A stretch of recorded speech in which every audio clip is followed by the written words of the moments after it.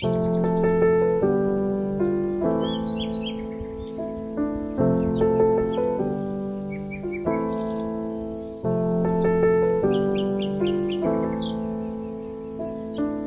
there, bring back memories as a child growing up in the forest, learning from your ancestors how to use medicinal plants, and we have all this knowledge. Living in harmony with nature is important. A healthy environment is important. And who can do that more than the indigenous peoples? We understand the forest. We live in the forest. We know what to harvest. We know the season. We know the time. Sharing it with people. Telling them about the trees, about the animals, about the birds. How we use these things. It's very good, to pass this knowledge, to share traditional knowledge with people. It gives you a sense of pride. Nestled between two larger lake communities, Mainstay Whyaka is a tranquil ambience to experience. The indigenous name is Kwakaboka, meaning smaller in between the two. That is between two bigger lakes, Tapakuma and Kapwe.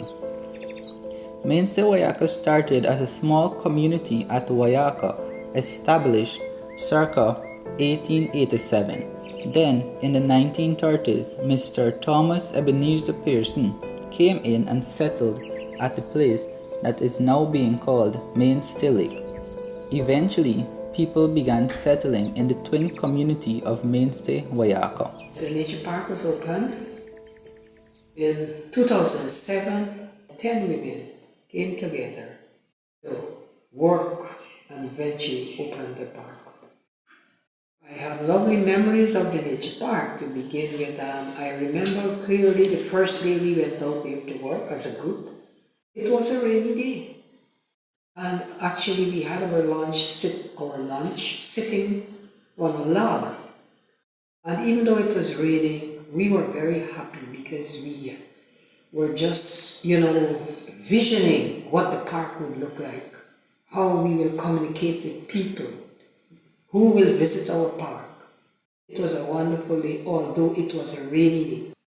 I love the forest and the vision of the park that left the village. It was not maintained. And I said to myself, if I should ever have the time and the people who share my interests and some funds, I would want to see this park come alive. The tourism effort really was emphasized in March 2022 when Yvonne Pearson, a newly elected Toshao, had an envisioning session with the village council. Young people of the village and other trusted leaders. When you have a vision and people start to buy into that vision, people start to understand, why is it we should do this? That in itself is a joy. More or less to see people coming and willing to work. Yes, this is what we're going to do. This is what we all want to see. It is a joy, so I'm very happy that people understand now that it is important to keep culture alive. Seeing that the nature trail will be open very soon is once again a vision becoming alive. And I'm ready to share my experiences with anyone who would like to listen and who would like to come out and see what we are doing out there. The two-day event used the approach titled SALT, Stimulate, Appreciate, Learn and Transfer, was spicy, jovial, but very engaging. The vision created was peaceful retirement and healthier lifestyle through a better education and from smart work, climate-smart agriculture and tourism, and clean energy were the priority practices. The nature trail as a tourism and clean energy activity as one livelihood initiative was touted by one youth that could beneficially engage young people as tour guides.